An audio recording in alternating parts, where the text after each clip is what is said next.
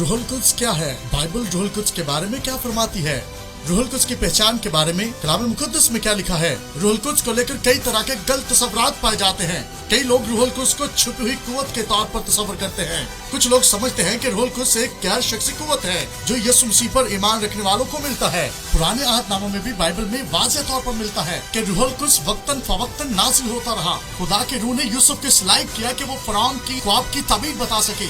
ये खुदा का रूह ही था जिसने मूसा को खैमा इज्तिमा बनाने के लिए हिकमत बख्शी कि वो उस नक्शा के मुताबिक उस खैमा को बनाए जो खुदा ने उसे दिया था। रूहुल कुद्स ने इसराइल की लश्करगाह में 70 आदमियों को तहरीक बख्शी कि वो नबूवत करें। जब मूसा ने अपना हाथ यशवा पर रखा उसके बाद उसको भी हिकमत के रूह की वसीला से तरबियत मिली। हाँ, जब सौल बादशाह को मसा किया गया उसको भी नबूवती रूह मिली। इसराइल में दाऊद बादशाह को हम देखते हैं खुदा का रूह बलाम पर, अज़रिया पर, एलिया पर, एलिशा, एमसी, जकरिया, मीका, हिजकियेल, दानियेल, यसाया, यिर्मयाह, योएल पर खुदा का रूह इनसे कलाम करता रहा। फिर नए अहदनामे में भी रूहुल कुद्स वाज़ेह तौर पर काम करता नजर आता है। यीशु ने कहा खुदावंद का रूह मुझ पर है ताकि खुशखबरी का कलाम सुना सकूं।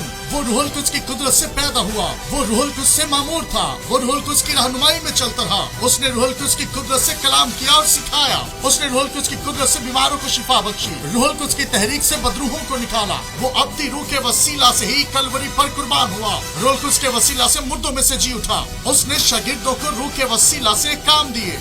रूहुल कुद्स आज भी कलीसियाओं की रहनुमाई करता है। रूहुल कुद्स ईमानदारों में इनफरादी तौर पर काम करता है। यीशु जब सऊद फरमाने लगा, यीशु ने शागिर्दों से कहा कुव्वत का लिबास मिलने तक ठहरे रहो।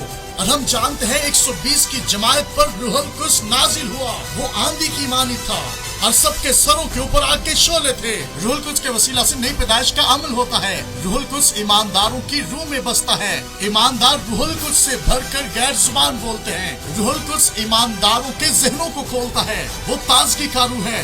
रूहुल कुद्स ईमानदार की बातनी शख्सियत को मजबूत करता है। रूहुल कुद्स ईमानदार को दुआ करने के लिए मजबूत करता है। आहें भर भर कर शिफायत करता है और ईमानदार के किरदार को इस काबिल करता है कि वो फल पैदा करे। रूहुल कुद्स की अलामत यानी कई तरह से हम रूहुल कुद्स को बाइबल मुकद्दस में देखते हैं। रूहुल कुद्स पानी की मानिद है, वो आग की मानिद है, आंधी और सांस और औस की मानिद है, तेल की मानिद है, कबूतर की मानिद है। हाँ, वो मोहर और हल्की धीमी आवाज की मानिद है, खुदा की उंगली, पहला फल, बयाना, कुव्वत का लिबास। बाइबल में कई नामों से रूहुल कुद्स को पुकारा गया है। हिकमत का रूह, मार्फत का रूह, सलाहकारी का रूह, फजल और मनजात का रूह, इंसाफ का रूह, रूहे सोजवान, रूहे अदल, कादर मुतलिक का दम, वो रूह जिसने यीशु को मुर्दों में से जिलाया। हक ताला की कुदरत, अब्दी रूह, पाकीज़गी का रूह, मददगार, मोहब्बत का रूह, सच्चाई का रूह, जिंदगी का रूह। बाइबल मुकद्दस इससे बढ़कर रूहुल कुद्स के फलों के बारे में बात करती है। मोहब्बत, खुशी, इत्मीनान, तहम्मुल, मेहरबानी, नेकी, ईमानदारी, हिल्म, परहेजगारी। इस दुनिया में रहते हुए रूहुल कुद्स ही हमारा मददगार है। वो हमारा दरमियानी है, वो हमारा उस्ताद है। वो आहें बढ़ बढ़कर हमारे लिए शिफायत करता है।